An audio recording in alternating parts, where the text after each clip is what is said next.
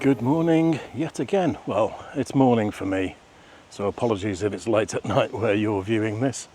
It's funny, you come out sometimes with the intention of doing a particular theme or subject matter, in my case a particular location or property or a theory with regard to photography itself.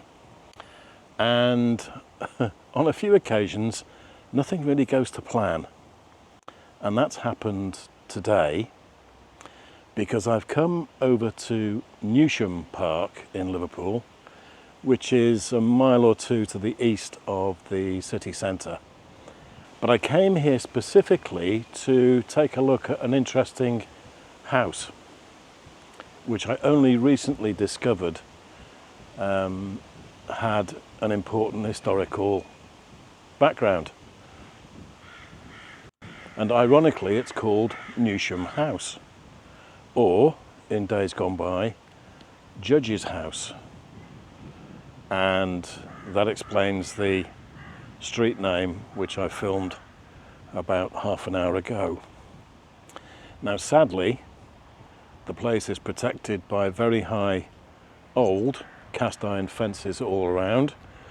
It's masked by extremely thick shrubbery and trees, and the main gates, double main gates, are electrically operated. So I brazenly walked up to the gate intercom, pressed the doorbell, and lo and behold, the gates swung open. So for literally probably less than a minute, I had access to the property before the security guard came and collared me.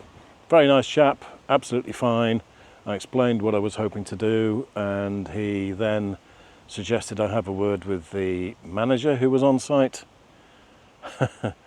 And she was less than agreeable to the idea.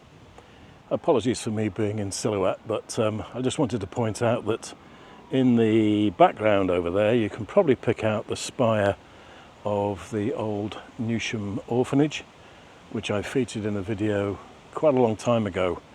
I can't remember the exact time, but I will put a link to it up here somewhere, and hopefully, well, you might like to take a look at that. It's a massive derelict building, very foreboding atmosphere. And that's at completely the other end of the park. So it gives you an idea as to how large a park I am in at the moment. In readiness for the photographs which I've not been able to take of Newsham House, I came out with the Olympus EM1 Mark II and the 12-40 Pro lens. Hasn't left my bag so far. I'll do some shots around this area of the park just to give you some stills to look at.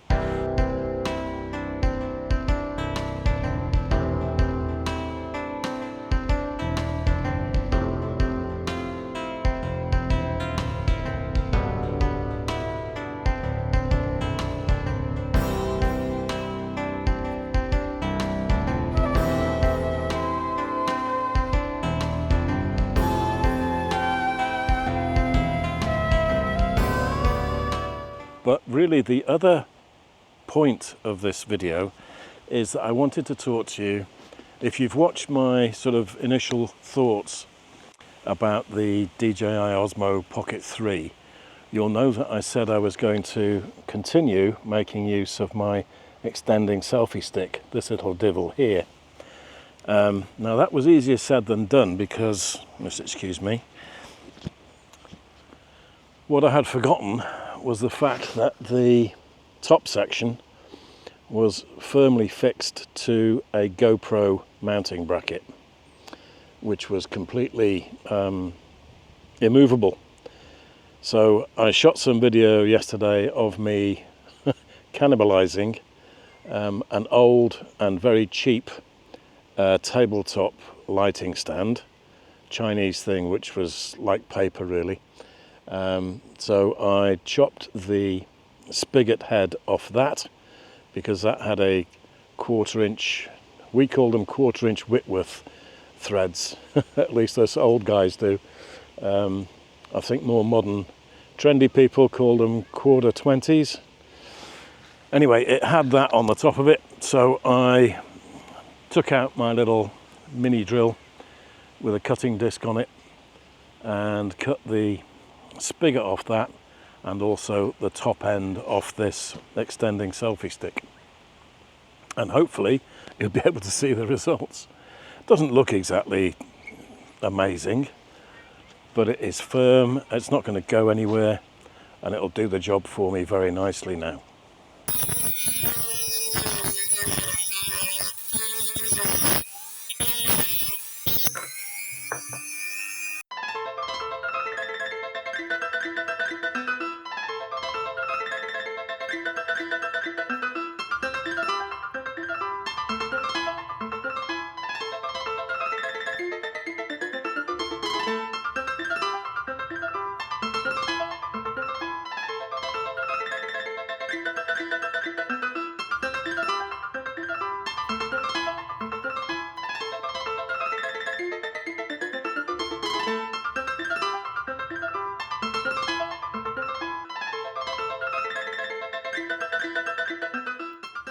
So the advantage of that is that with it being an extending selfie stick, it extends to about 3.5 feet in length, and it also has a tripod base. Not a very good tripod base, but nevertheless it's there. But it now allows me to film at this sort of distance handheld, because the gimbal on the Osmo Pocket is able to tilt down more than sufficiently to get me in from that sort of distance. So it works really well. In fact, if I hold it further out, I'm not even holding it by the handle at the moment. There you go. That's as comfortable as I can be with it extended to its maximum distance. Since my last video on the Pocket 3, I did receive the Gorilla Glass from Pullets. I didn't realise they do quite a large range of photographic accessories. As you can probably tell, I've not fitted it yet, and there's a sort of reason behind that, because again, since doing that first impressions video, I have received, if I could get my hands on it, I have received from K&F Concept the filter set for the Osmo Pocket 3, none of which have been used on the camera today, or indeed as we speak. And I want to open these up and show you them in greater detail when we get back home. That seems to be the safest place to do it, and I'll probably put on a screen protector at the same time. Now, why do I say screen protector? A screen protector? That's because, as well as the Pullets one, which I bought separately, there is one included with the filter set from K&F Concept. So that was an unexpected bonus. Well, I've just taken a couple of very uninspiring shots just to give you a flavour of Newsham Park. Obviously, as is common with many of these large open spaces, the developers built a large number of very nice villas around the outskirts. In fact, the judge's house is merely an addition, a very much upmarket addition with a very nice circular driveway approach. It was actually used by the judges from 1868. That's when the old property in, I think it was Church Street in town, was deemed to be unsuitable. Some of the notable visitors who stayed in the house included the old Duke of Edinburgh in 1874. He came to the city to lay the foundation stone for the Walker Art Gallery. In 1886, Queen Victoria stayed there for 2 nights.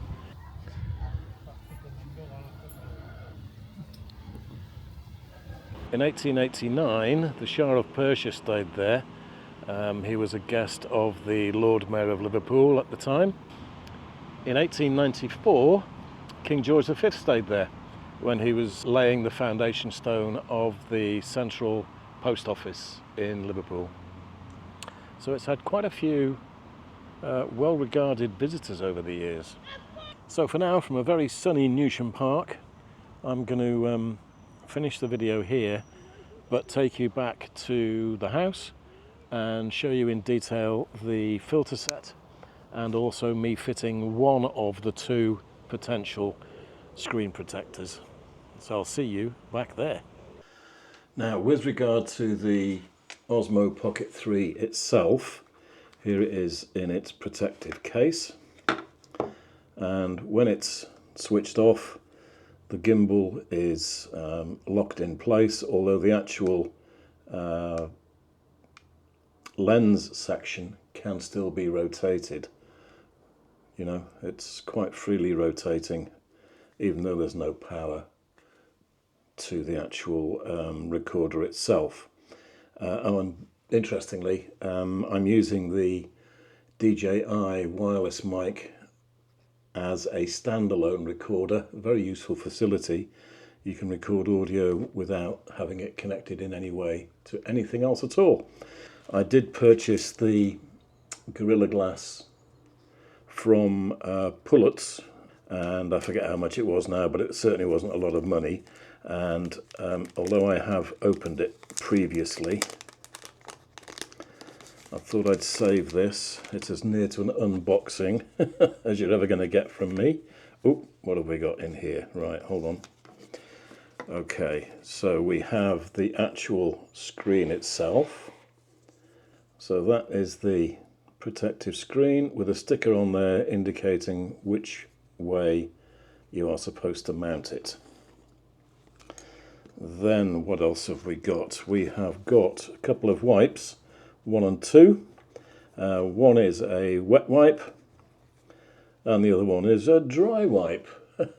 What a surprise. So we're going to need to use those to clean the screen on the Pocket 3 and dry it off before we attempt to attach the Pullets screen. We have a separate cover lens for the camera optic itself.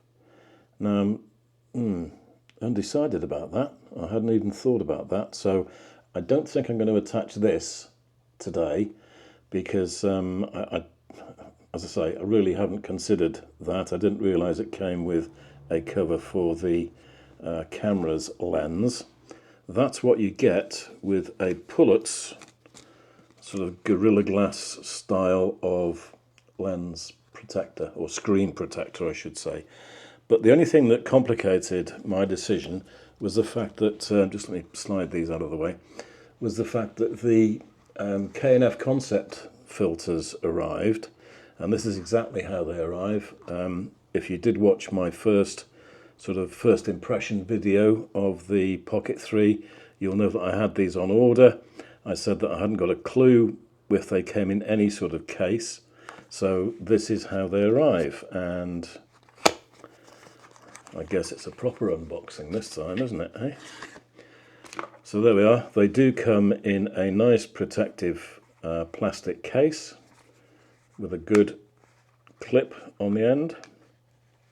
And this is what surprised me, because the K&F concept ones also come with a screen protector and a cleaning cloth, which is going to be handy for the filters as well, of course. And here are the 3 filters.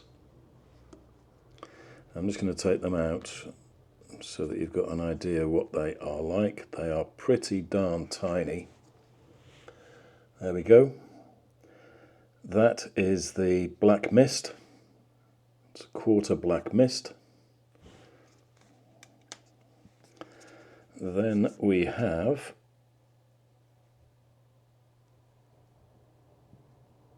which one have we got here? We have got the neutral density filter, the variable ND filter. So obviously it's in a rotating mount, and hopefully, because I'm holding it against a glass tabletop, white tabletop, you can see maybe that as I rotate the filter, it gets clearer and darker. Just let me hold it a little bit closer to the camera.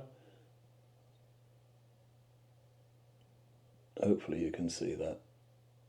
Apologies if it's too small to really view. So that's the variable ND filter.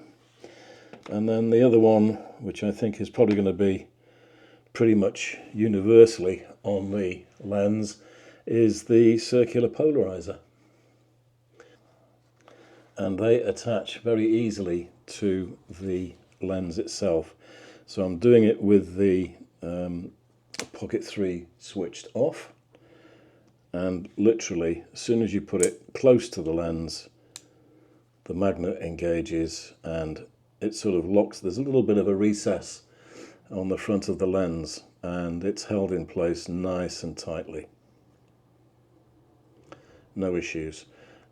My biggest concern, of course, is getting fingerprints all over them, so I'm going to have to keep the cleaning cloth in with my kit, because otherwise I think a thumbprint or any sort of fingerprint on this lens is going to make a real mess of the video. In terms of quality, lovely. If you have got big podgy fingers like me, then you know that they are fiddly. There's no getting away from that. It's just physics. So they are going to be a little bit fiddly to make use of, but I'm convinced they're going to do the job. It's metal construction. Obviously the actual glass inside is going to be up to the usual standards from K&F Concept. There will be discounts available. My friend Wendy at K&F Concept sent these to me free of charge. Once I told her that I was actually using an Osmo Pocket 3, I thought these would be an essential item for me and might make a good item to review. So that's what I am doing now. Quality-wise, very, very good indeed. And I'm really looking forward to shooting some video with them. In fact, if I can, I'm going to pop out later on today.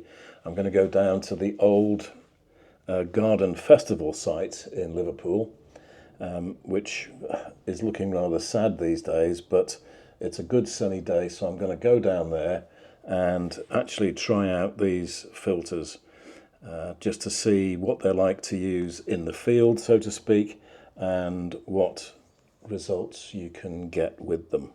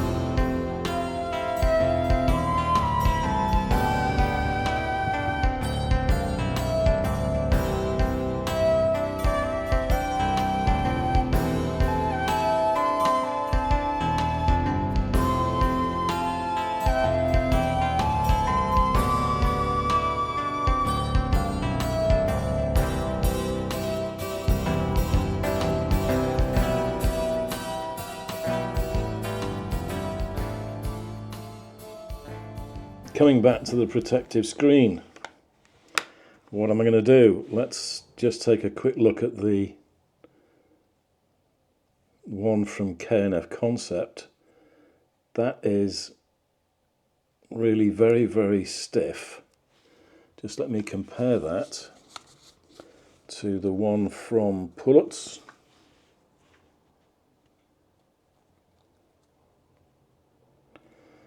they are identical.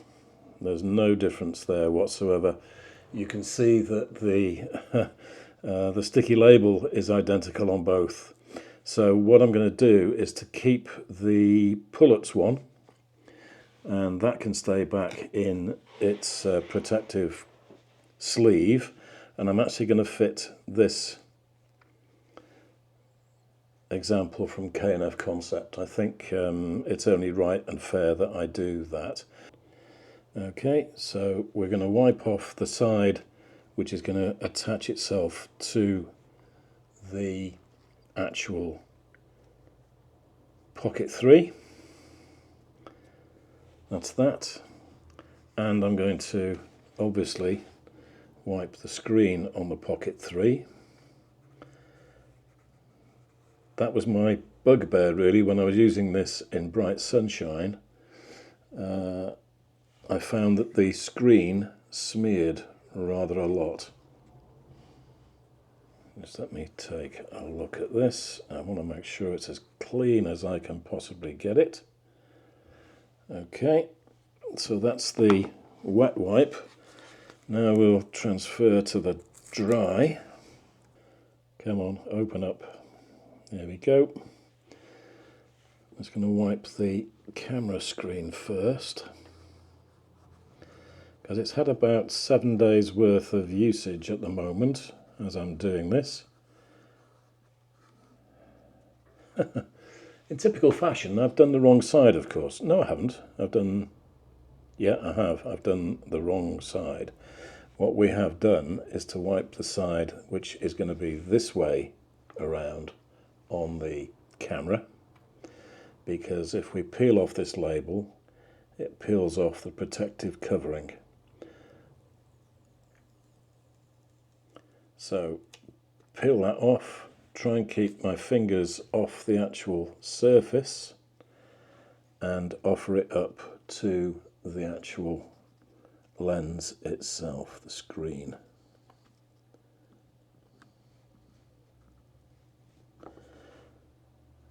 And as if by magic,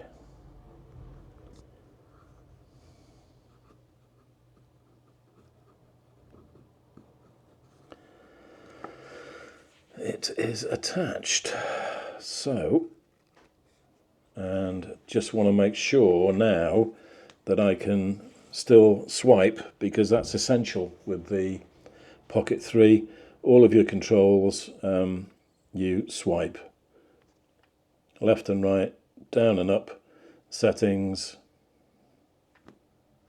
you name it. You need to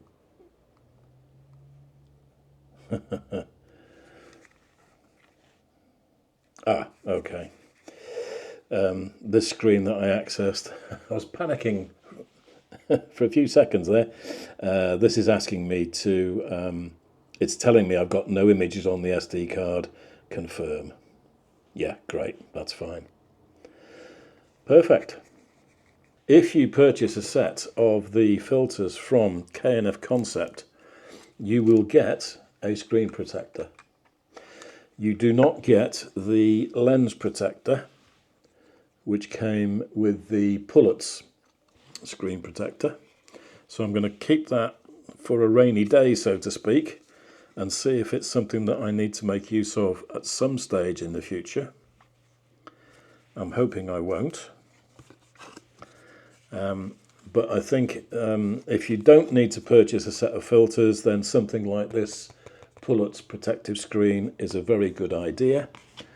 But personally, I think if you're going to use something like the Pocket 3, then a set of filters like this is going to be pretty much essential. So you get the 3 filters. There are different combinations available. If you check out the K&F Concept website, I will also leave a link in the description down below so that you guys can get some discount if you do find yourselves in the market for a set of these filters. But there are different combinations you can buy. I opted, as you know, for these particular 3. You get the screen protector included, and you get a cleaning cloth, which is going to be handy for the filters themselves and for the actual screen protector. In my opinion, well worth spending the money on. Guess who forgot to film an outro for that video? And I've already put you through quite enough. If you've got this far after half an hour, you deserve a medal. So I'm going to wrap it up. I've come out today with the Sony A7 and a 200mm lens, vintage lens, which you may or may not see in the future. But anyway, cut the waffle, enjoy your photography, and I'll see you all very soon. Bye for now.